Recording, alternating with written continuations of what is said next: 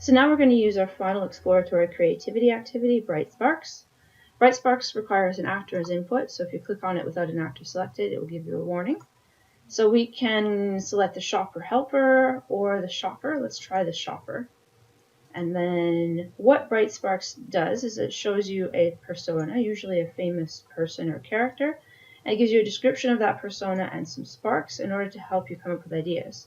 So we want to imagine here that Alice from Alice in Wonderland is playing the role of the shopper, or maybe she's a user or developer of the shopper. So looking at the characteristics and creative clues, can we come up with ideas? So she's very curious and values honesty and respect. So as I remember, I think Alice was quite often kind of confused and lost in Wonderland, so maybe she would need some help features and some guidance. We can also look at the creative clues. So in what environment would you encounter Alice? Can you put yourself in the position of Alice? What does she need? She needs help. Who does she make you think of? Someone similar or opposite? What weaknesses does she have? Well, I mean, she's a little kid, kind of. So maybe, again, I guess this is related to what we had for the elderly, but usable for all ages. I put a question mark there because I don't know if we really want to support like very young people using this app or this service, but what strengths does Alice have? Well, she's pretty, she perseveres a bit, but I don't know about that. So we can click New Sparks and get some new ideas. So do the opposite of what Alice Little would want for your service. I have no idea. Let's see now. No, we're not doing any role playing. What would she want? I guess she would want maybe some help with, I don't know, help with food or snack suggestions. She wants to get bigger and smaller. Anyways, we can continue on, and we can also click on New Persona, which will give us a new possible famous person in order to generate ideas. So in this case, let's add ideas to model canvas and exit. And before we'll cluster them, the ideas. So this might be kind of helpful over here. I'm going to put help here. Usable for all ages. So we had an idea about this kind of before, about accessibility over here. So I'm going to cluster that near that. Help features and guidance. This is going to, I don't know if it'll make it fun to use, but I think this is actually going to make it easy to use. And I think that's a bit of a separate goal. So I'm actually going to add a new software here and say easy to use. And help and guidance features are going to help make things easy to use.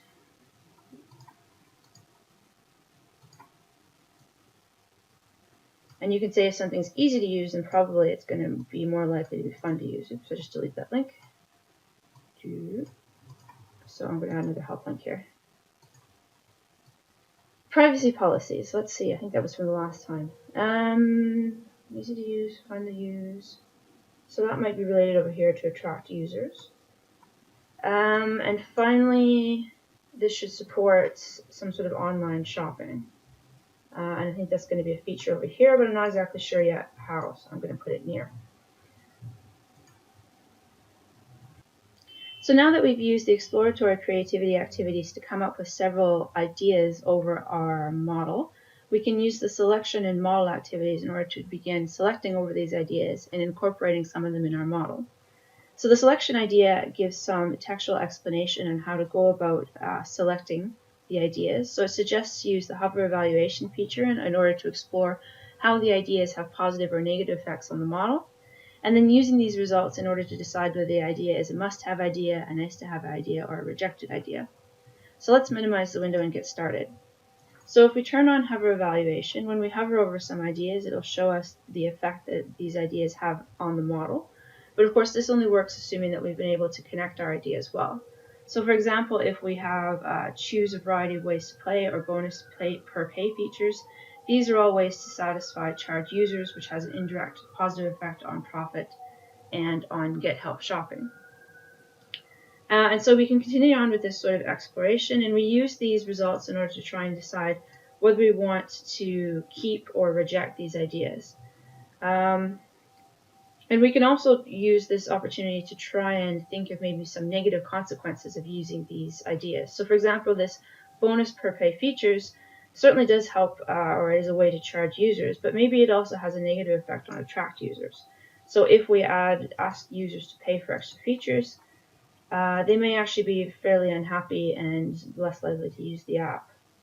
So in the end, using considerations like this, I would say that this is a maybe feature. And so I'm marking it as maybe, clicking on this yellow triangle, and it has now a yellow border. Choosing a variety of ways to pay, on the other hand, I think is a pretty good feature, and so I'm going to mark that as must-have, and it becomes green. And we can continue on exploring the ideas in this way.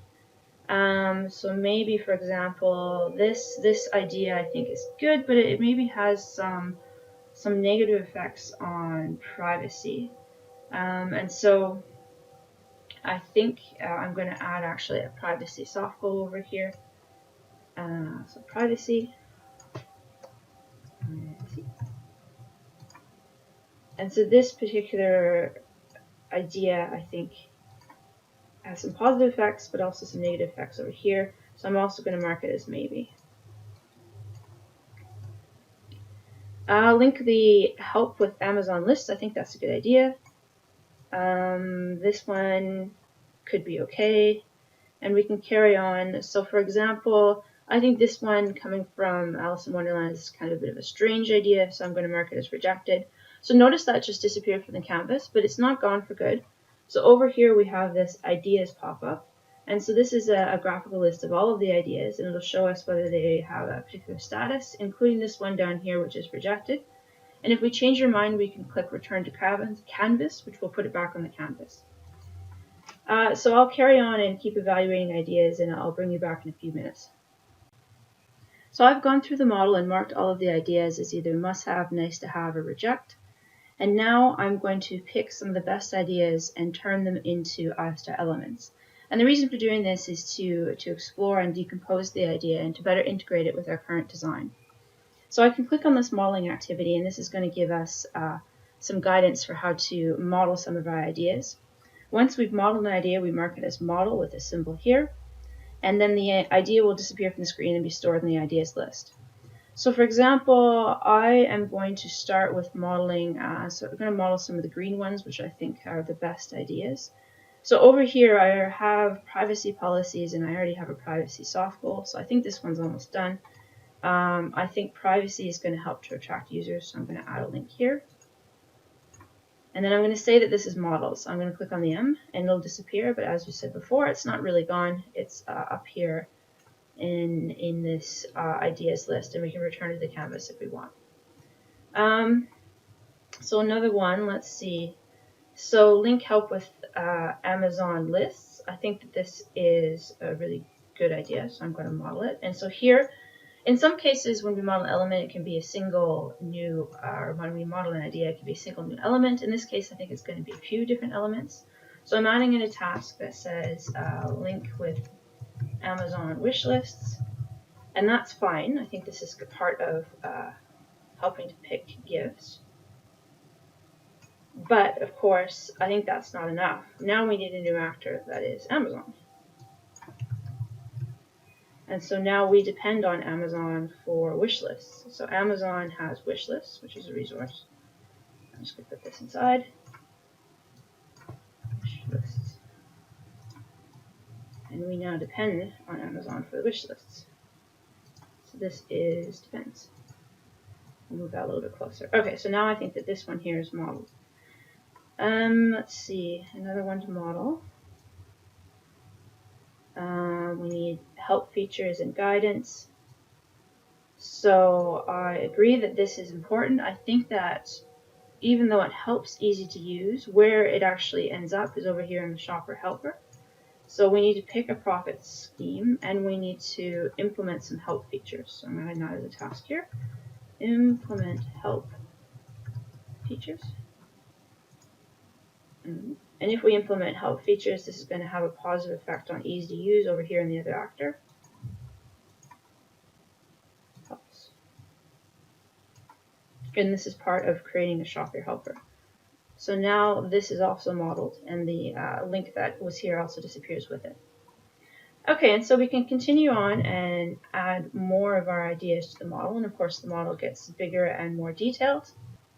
If at any point during this process you get lost and aren't sure what should be done next, we have a creativity help menu. So here we have a list of suggested activities in more or less the suggested order. Of course, you're welcome to jump around and do the activities in a variety of different orders as works for you, but here's one way to go through them. And these little green check marks show what you've already done in this particular browser section. So here we jump ahead in time and show the final model after incorporating our best ideas into the model. So the final result is a goal model expanded with our ideas and requirements, and we now have a much better idea of how to design our solution, and we're more confident that our solution is creative and innovative. So for more information about Creative Leaf, you can go to the About menu. So here we can open our external site. Here we have some quick instructions for how to use the tool. And there's also a contact form in case you're interested in sending us some feedback or asking us a question. So thank you very much for your attention, and we hope you enjoy Creative Leaf.